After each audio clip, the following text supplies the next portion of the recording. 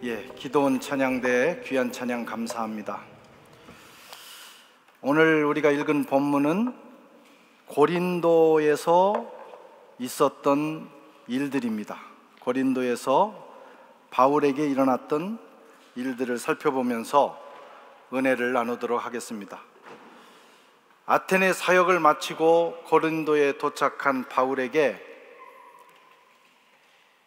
바울이 남겨놓고 왔던, 마게도냐 지방에 남겨놓고 왔던 디모데와 실라가 도착을 했습니다. 바울의 사역에 합류하게 된 것입니다. 5절에 보면 실라와 디모데가 마게도냐로서 내려오매, 본래 약속은 아테네에서 만나기로 했습니다. 그러나 거기서 일이 지체되면서 바울은 기다렸지만 그들이 내려오지 않았어요. 웬일인지 이 기간에 바울은 이 두 사람을 애타게 기다렸습니다. 그들이 필요했던 것이죠.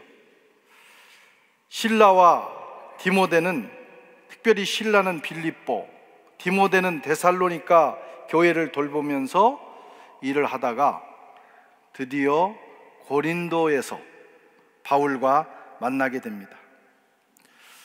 바울이 그들을 기다린 이유는 힘이 되는 동역자였기 때문입니다. 우리가 사람을 만나도 어떤 사람은 힘을 빼앗는 사람이 있어요. 기가 빨린다고 그러죠. 만나면 힘이 자꾸 빠지고 에너지가 소모되는 사람이 있는가 하면 디모데와 실라와 같이 함께 있기만 해도 힘이 나는 사람, 위로가 되는 사람, 격려가 되는 사람이 있습니다. 인생길을 살아가면서 이런 사람을 만나는 것은 축복입니다. 저와 여러분에게도 그런 축복, 그걸 인복이라고 그래요. 이런 복이 함께 하시기를 바랍니다. 저도 21년 목회를 하면서 여러 사람을 만났죠. 우리 교회에서 또 내외적으로. 그런데 어떤 사람은 정말 힘이 되는 사람이 있어요. 특별히 해주는 건 없는데 옆에 있기만 해도, 생각만 해도, 같이 약간의 대화만 남아도 힘이 되고 은혜가 되고 용기를 얻게 해주는 사람이 있습니다. 바울에게 디모데와 실라가 그런 사람이었던 것 같아요. 그들이 내려오자 바울이 다시 힘을 얻고 하나님의 말씀을 전하기 시작합니다. 5절에 보면 바울이 하나님의 말씀에 붙잡혀 유대인들에게 예수는 그리스도라고 밝히 증거하니, 언제? 그들이 마게도냐로부터 내려오매, 그런 일이 발생했어요. 디모데는 데살로니가 교회에 좋은 소식을 가지고 왔어요. 데살로니가 교회의 소식. 어떤 소식이냐? 신앙생활을 너무 잘하고 있다, 이 사람들이.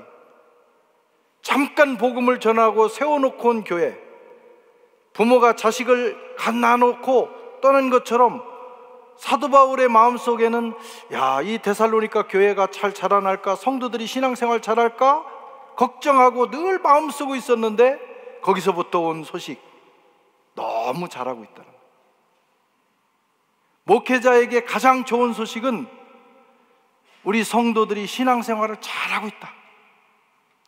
우리 교회 신앙생활하다 한국에 갔는데 한국의 어떤 교회에 정착해서 신앙생활을 잘하면서 교회에 기둥같이 쓰임받고 있다. 그러면 보람을 느끼게 되고 기쁨이 되고 힘이 나게 되는 거예요. 바울의 마음이 너무나 기뻤습니다. 아테네에서 힘들었고 지금 고린도에 와서도 여전히 영적 침체를 경험하고 있었는데 디모데가 가지고 온 소식, 데살로니가 교인들이 신앙생활을 너무너무 잘하고 있다. 그 소식 하나로 바울이 힘을 얻고 말씀을 힘있게 유대인들에게 전하기 시작한 것입니다. 잠언 25장 25절에는 먼 땅에서 오는 좋은 기별은 목마른 사람에게 냉수 같으니라. 좋은 소식, 좋은 기별을 들으면 사람의 내면에 힘이 생기게 되는데, 오늘 데살로니가 교회의 소식이, 디모데가 가져온 그 소식이 바울의 마음을 소성케 했습니다. 그때 바울이 펜을 들어서 편지 한 장을 씁니다. 그 편지가 사도 바울이 쓴 최초의 서신 데살로니가 전서가 되는 거예요. 이때 작품이 나오는 겁니다. 힘들었을 때, 어디선가 좋은 소식이 왔을 때 마음에 영감이 생기고 그때 움직이면 이런 작품이 나오는 거예요. 데살로니가전서 1장 8절에 주의 말씀이 너희에게로부터 마게도냐와 아가야에만 들릴 뿐 아니라 하나님을 향하는 너희 믿음의 소문이 각처에 퍼짐으로 우리는 아무 말도 할 것이 없노라. 더 이상 언급할 필요가 없어요. 이렇게 해라 저렇게 해라 권고할 필요가 없을 만큼 너무 잘하고 있다라는 거예요. 그 소식을 바울이 듣고 데살로니가 전서를 쓰게 된 것입니다. 디모데가 그 편지를 가지고 갔다가 돌아와서 또 소식을 전해줍니다. 너무 잘하는데 너무 열심히 하다가 약간 더 지나쳤다는 거예요. 되게 열심히 없는 사람은 지나치지도 않아요. 근데 열심히 하다 보면 약간 도를 넘는 수가 있어요. 지금 데살로니가 교회가 그랬어요. 한국 사람들이, 우리가 그런 막 열정적인 사람들이잖아요. 그러니까 신앙생활을 해도 한국 사람만큼 열정적으로 하는 데가 많지는 않아요. 그래서 그건 좋은데 그러다 보니까 지나칠 때가 있어요. 과도할 때가 있어요. 그래서 뭐 시한부 종말론에 빠진다든가, 특별히 많이 빠지는 사람들이 한국 사람들, 이단에 빠진다든가 이런 경우가 지나칠 경우에 그렇습니다. 데살로니가 교회가 지나친 종말론에 빠진 거예요. 초대교회는 종말론, 임박한 종말론, 우리 생애에 주님이 오신다, 그걸 믿는 시대였어요. 지금도 우리는 그런 마음을 가지고 살아야 합니다. 그런데 이게 지나치고 왜곡되면 어차피 주님 오실 건데 뭐 열심히 살 필요가 있냐, 지금 여기 현재의 삶을 무시하는 경우가 있어요. 그러다 보면 마음대로 살게 되고, 어차피 뭐 세상 망하는데 곧 주님 오실 건데 뭐 열심히 살 필요 있냐, 미래를 계획할 필요 있냐 하다 보니까 게을러지기도 하고 자신의 삶에 충실하지 못하는 경우가 있어요. 데살로니가 교회가 그런 사람들이 나타났어요. 이건 잘못된 종말론입니다. 주님이 오늘이라도 오실 것 같다, 그렇게 믿는 진정한 종말론을 가지고 있다면, 그게 초대교회 신앙인데 그런 신앙을 가지고 있다면 당장 오실 주님, 그 주님을 만날 때 부끄러움이 없도록 지금 여기서 매 순간 최선을 다하는 거예요. 그런데 이 삐딱 노선을 타는 사람들이 데살로니가 교회에 나타났습니다. 그래서 고린도 후서를 또 쓰게 됩니다. 고린도 후서 3장 10절 이하에 보면 이렇게 하면서 일도 안 하고 빈둥빈둥 놀면서 뭐 곧 세상이 망할 건데, 주님이 오실 건데 열심히 할 필요가 있느냐, 그러다 보니까 일을 안 하다 보니까 자기 생활을 할 수가 없어요. 그래서 이 사람 신세지고 저 사람 신세지면서 공동체를 어지럽게 하는 사람들이 있었어요. 그런 사람들을 향해서 오늘 바울이 두 번째 편지를 쓰는데 그게 데살로니가 후서 말씀입니다. 여러분, 신앙생활은 균형이 중요합니다. 열심히 하는 것도 좋지만, 미래지향적인 것도 좋지만 늘 미래만 생각하면 안 돼요. 지금 여기서 최선을 다해야 합니다. 그것이 모여서 우리의 미래가 되고, 지금 여기서 최선을 다하는 사람이 당장 주님이 오실 때 주님을 기쁨으로 맞이할 수가 있게 되는 것입니다. 우리 삶을 돌아봐야 합니다. 신라는 빌립보 교회 소식을 가지고 왔어요. 빌립보 교회는 바울에게 늘 호의적인 마음을 가진 교회입니다. 마음만 주는 것이 아니라 물질적 후원을 했어요. 선교비를 보내는 교회. 그 중심에 루디아라고 하는 자조 옷감 장수가 있었어요. 사업을 해도, 세상에서 성공을 해도 이렇게 성공하면 얼마나 좋겠습니까? 우리 교회에 그런 분들이 많이 나오기를 바랍니다. 이번에 미국에 가서 보니까 미국의 뭐 단점도 있어요. 거기서 사는. 그러나 거기서 우리가 배우게 되는 좋은 점들은 미국이라고 하는 사회에서 성공한 크리스찬들이, 그 사회는 도네이션 문화입니다. 자기가 열심히 돈을 벌었어도 하나님 나라와 선한 일을 위해서, 사회를 위해서 그 쓰는 것이 훈련이 된 사람들이에요. 그래서 이번에도 KWMC 세계 디아스포라 한인 선교대회가 있었고, 저희는 또 부부학교라고 선교사님들 30가정을 초청해서 하는 그런 대회들을 일주일 동안 치렀는데, 그런 특별히 KWMC라든가 세계 한인 선교사 대회라든가 이런 것은 세계 선교 역사에 기록될 만한 아주 굉장히 중요한 행사들이에요. 근데 이런 일들이 어떻게 치러지느냐? 각 교회가 도움을 줄 뿐만 아니라 성공한 크리스찬들이 무명으로 도네이션을 하는 거예요. 그래서 그런 일들이 이루어지는 거예요.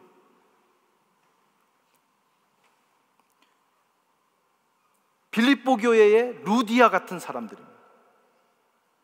그런 분들이 미래 세대에 나타나야 돼. 그래야 하나님의 선교가 이루어지고 이 세상이 새롭게 되는 것입니다. 두 번째로 어떤 일이 일어나느냐? 바울이 말씀과 성령에 사로잡혀서 말씀을 전하기 시작한 것입니다. 실라와 디모데가 온 다음에 말씀을 전하는데 바울이 어떤 형태로 전했느냐? 말씀과 성령에 사로잡혀서 일을 하기 시작한 거예요. 본문을 보면 맞소라 본문에는 말씀에 사로잡혔다. 그러나 공인 본문이라는 데를 보면 성령에 사로잡혀 이렇게 기록합니다. 그러니까 말씀과 성령에 사로잡힌 상태. 이것은 아테네와 매우 다른 모습이에요. 아테네에서 사도 바울은 인간의 지혜로운 말, 인간의 지식을 가지고 사람들을 설득하려고 그랬어요. 바울도 보통 사람이 아니기 때문에 그들의 논리를 뛰어넘었어요. 탁월한 설교, 아레오바고 설교를 했어요.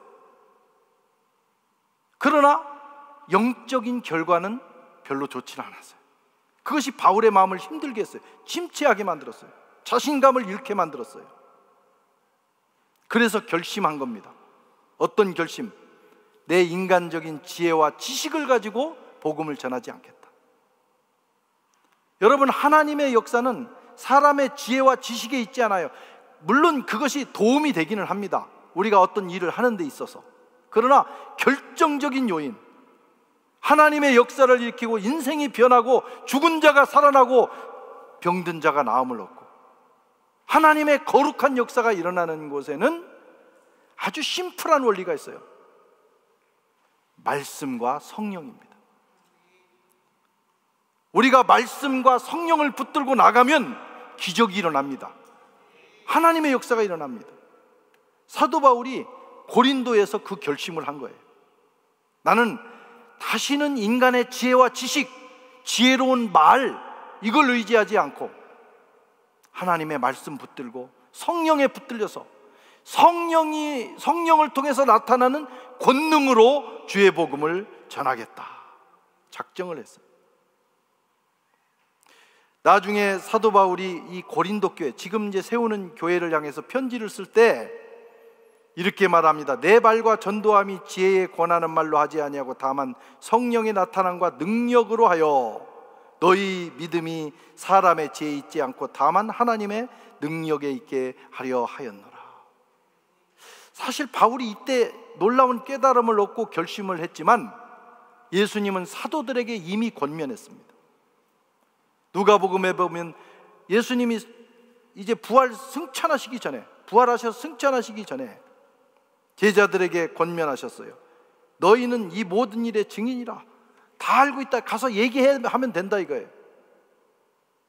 그러나 그 전에 아버지께서 약속하신 성령, 하늘의 능력이 임할 때까지는 절대 이 성을 떠나지 말라. 사도 바울이 보고 들은 것을 사람들에게 전할지라도 그것이 성령의 능력에 붙들려서 하는 일이 아니면 영적 결과가 안 나온다는 거예요. 예수님의 부탁입니다. 여러분, 하나님의 일은 하나님의 영으로 하는 것입니다.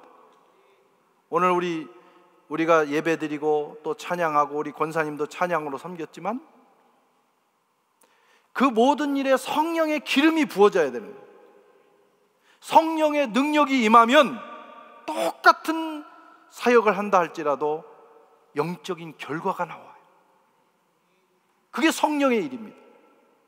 마음이 변화되고 치유되고 회복되는 기적이 일어나는 것입니다. 사도 바울이 그 결심을 하고 그 단순한 원리를 따라 말씀을 붙들고 성령의 능력을 힘입어서 복음을 전하자 놀라운 열매가 나타나요. 디도 유스드라고 하는 사람이 변화됐습니다. 이 사람은 로마인인데 유대교로 개종을 해서 회당을 다니는 사람이었어요. 복음을 듣자, 사도 바울이 성령에 의지해서 전하는 복음을 듣자 그 마음이 움직이기 시작하더니 크리스찬이 됐어요. 회당장 그리스보 그리고 그의 가족들이 다 믿어버렸어요. 회당장은 골수 유대인입니다. 골수 율법주의자예요. 그런 사람도 사도 바울이 이제 성령을 의지하자 마음의 변화가 일어납니다. 뿐만 아니라 수많은 고린도 사람들이 회심을 했습니다. 그들이 세례를 받았습니다. 이게 성령의 역사입니다. 저와 여러분도 할 수 있습니다. 우리가 목사가 돼서 또는 선교사가 돼서 사역을 하든지 아니면은 여러분들이 일반 성도로서 생활을 하든지 원리는 똑같습니다. 하나님의 말씀과 성령을 의지하고 살아가면 저와 여러분들의 삶에 이런 역사들이 일어나는 거예요. 세 번째로 바울은 이 고린도에서 놀라운 환상을 봅니다. 바울에게 두 번의 큰 환상 사건이 있어요. 한 번은 드로아에서 마게도냐 사람이 나타나서 우리를 와서 도와라. 그래서 바울이 그것 때문에 아시아 선교 대신에 소아시아요, 그러니까 에베소로 가려고 하는 그 계획 대신에 마게도냐로 건너와서 유럽 선교가 시작이 됩니다. 하나님이 이런 환상, 이 극적인 상황을 만들어 가실 때는 우리를 부르실 때입니다. 바울을 소명으로 부르실 때, 바울의 어떤 사명을 바꿔놓으실 때 이런 일이 일어나요. 그런데 오늘 이 고린도 환상은 조금 다른 겁니다. 이것은 바울을 위로하기 위한 사건이었어요. 바울이 복음을 전하고 사람들이 변화되고 유대인들이 회당에서 흔들리기 시작하자 역시 그 유대인들 가운데 골수 유대주의자들이 바울을 대적하고 회방하기 시작합니다. 여기도 유대인들이 있었던 거예요. 참, 원수는 어디나 있습니다. 바울이 아시아에서 복음을 전하든지 아니면 유럽에 가서 복음을 전하든지 방해하는 자들이 있어요. 마귀의 역사가 있어요. 다 모든 사람이 우리가 좋은 말씀 전하고 우리가 좋은 일 한다고 사람들이 다 환영해 주면 얼마나 좋겠어요. 근데 세상이 그렇지를 않아요. 선한 일을 하려고 할수록 이런 어려움들이 더 있게 되는 것입니다. 사역자를 괴롭히는 사람들이 어디나 대기하고 있다. 우리가 성실하게 예수를 믿고 하나님 뜻대로 살려고 하면 할수록 방해하고 공격하는 사람들이 있을 것이다. 우리는 감을 잡아야 합니다. 저 동구권에 제 후배 어느 선교사님 이야기예요. 어느 한국교회, 한인교회에 초청을 받아서 갔어요. 그 교회로 가는데 저도 좀 역할을 했습니다. 서류상으로. 그런데 최근에 들은 소식을 듣고 저도 굉장히 충격적이었어요.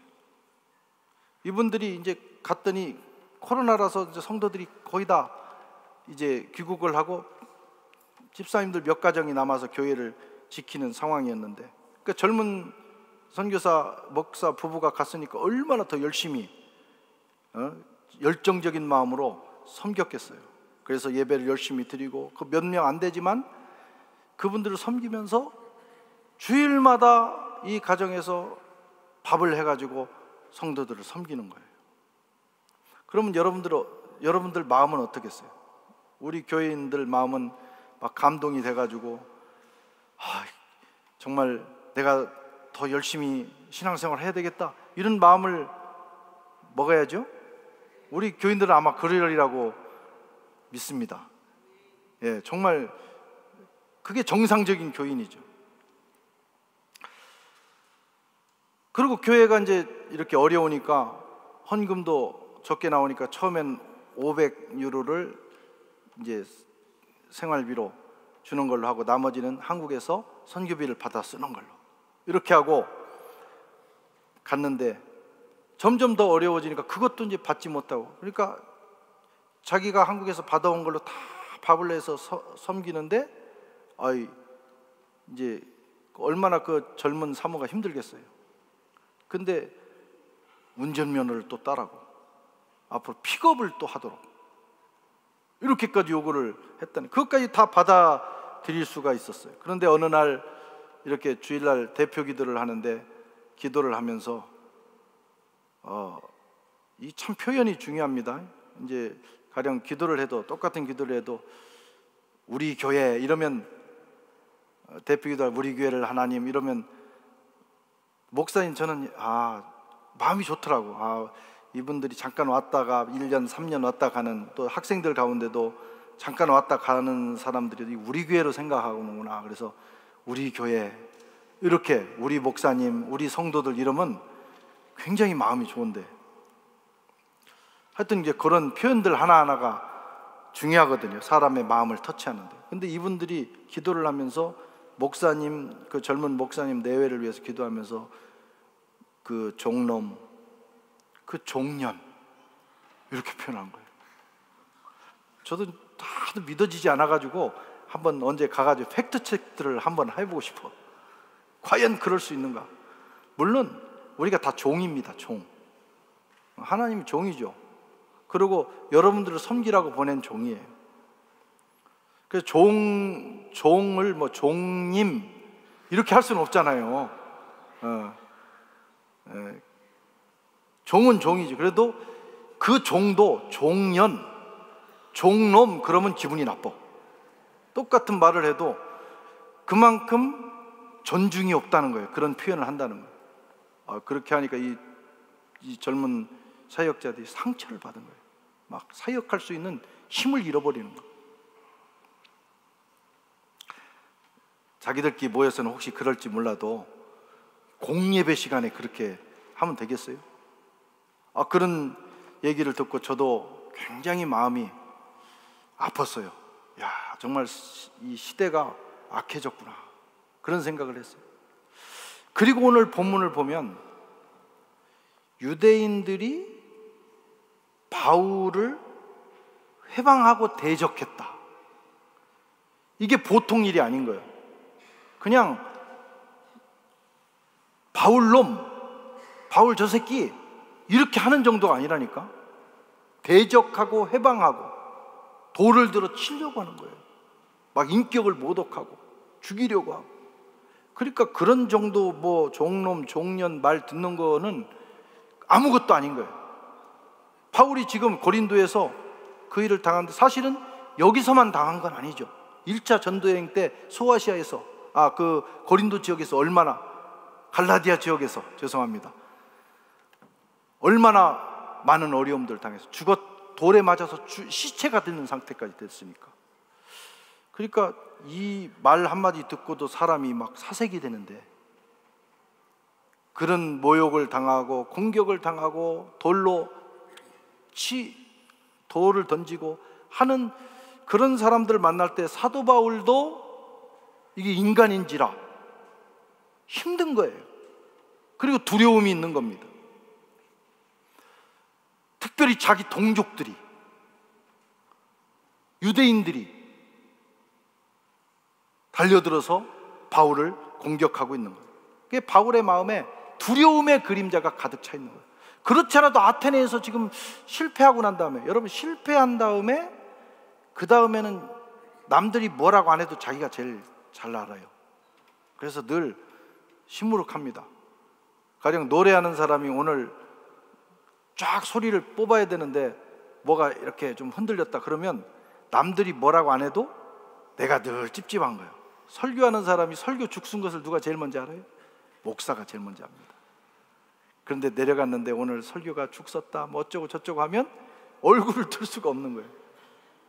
사도 바울이 그런 거예요. 지금 아테네에서 좋은 결과를 얻지 못하고 고린도에 와서 그래도 디모데와 실라가 와서 힘이 돼가지고 복음을 전했는데 또 막 공격을 당하니까 조금 살아나려고 하는 마음이 다시 위축이 된 거예요. 그래서 마음에 두려움의 그림자가 가득 찼습니다. 뿐만 아니라 이 고린도 지역 사람들이 보통 사람들이 아니에요. 여기는 돈을 많이 번 사람들이에요. 그리고 굉장히 음란한 지역입니다. 이 고린도라고 하는 곳은. 다음에 한번 제가 소개하겠지만 그 고린도는 그 상인들이 지나가는 곳이 하룻밤 거기서 묵으면서 거기서 온갖 그런 그 협상과 또 그 윤락을 중기는 그런 지역이니까 거칠어요. 그러니까 그 사람들이 예수를 믿는 과정입니다. 그러니까 예수를 믿어도 아주 거칠게 믿는 거예요. 그러니까 이 교회가 또 막 부흥도 왕성하게 하지만 나중에 고린도 교회, 그러면 고린도 전후서가 있잖아요. 고린도 전후서가 다 고린도 교회 문제를 다루는 거예요. 문제 많은 교회. 3개를 썼는데 하나가 없어진 것이 눈물로 쓴 편지입니다. 고린도 전후서 사이에 사도 바울이 오죽하면 눈물로 쓴 편지가 되겠어요. 그런 교회예요. 그런 교회가 세워지는 과정이니까 여기에 가서 사도 바울이 마음이 위축된 것은 사실입니다. 그런 상황을 지금 맞이하고 있어요. 그래서 바울이 어느 정도가 되냐면 유대인들이 확 이렇게 공격을 하니까 고린도 사람도 힘든데 막 유대인들이 따라와가지고 공격을 하니까 바울이 18장 6절에 보면 자신의 옷을 털면서 예수님이 뭐라고 말씀하냐면 제자들에게 복음 전하러 나갔다가 복음을 전하는데 안 받아들이면 거기를 나올 때 신발에서 먼지를 털어라. 그래서 거기와 관계를 단절하고 모든 책임을 거기로 돌리라는 거예요. 바울이 먼지를 떨면서 너희 피가 너희 머리로 돌아가라. 그리고 나는 이후부터는 이방인들에게로 가겠다 하면서 이제 유대인과 관계를 끊는, 그러니까 얼마나 어려운 상황인가를 우리가 상상해 볼 수가 있어요. 큰 스트레스와 두려움에 바울은 휩싸였습니다. 나중에 고린도전서를 쓰면서 말하기를 내가 너희 가운데 거할 때 약하며 두려우며 힘이 떨었노라. 이게 바울이 할 말이 아니잖아요. 너희들 가운데 있을 때 내 솔직한 심은 너무 약해졌고 너무 두려웠고 그래서 너무 떨었다, 이렇게 고백을 하고 있어요. 지금 바울이 그런 상태예요. 이거 살짝 건드리기만 해도 쓰러질 상태입니다. 그런 상황, 그때 놀라운 일이 일어나요. 주님이 나타나셨어요. 환상 중에 주님이 직접 나타나셨어요. 우리도 살면서 힘들 때가 있어요.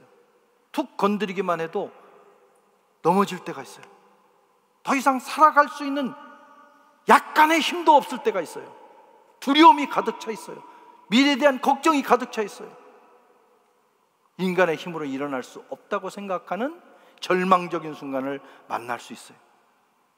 그때가 언제냐? 위로의 주님이 나타나실 때입니다. 바울에게 주님이 나타나셨어요.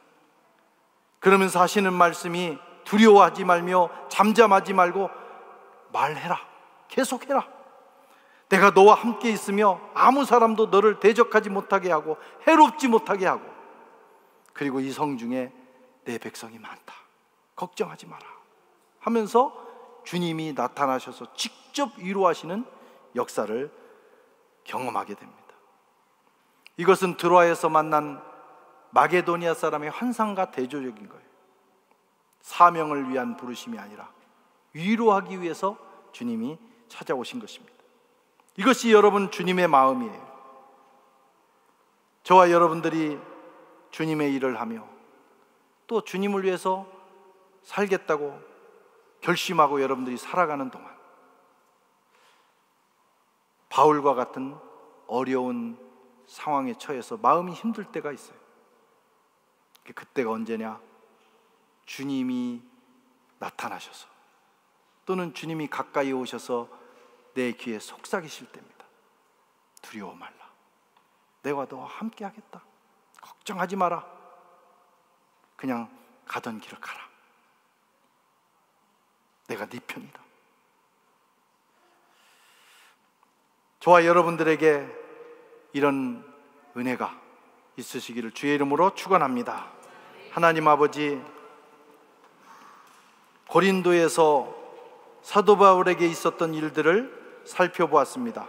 우리가 주님의 일을 감당하면서 또 인생길을 살아가면서 어려움이 있을 때 좋은 동역자들을 붙여주시고 성령의 능력을 부어주시고 또 주님 직접 다가오셔서 우리의 마음을 위로해 주시고 용기를 허락하여 주시옵소서. 예수님의 이름으로 기도하옵나이다. 아멘.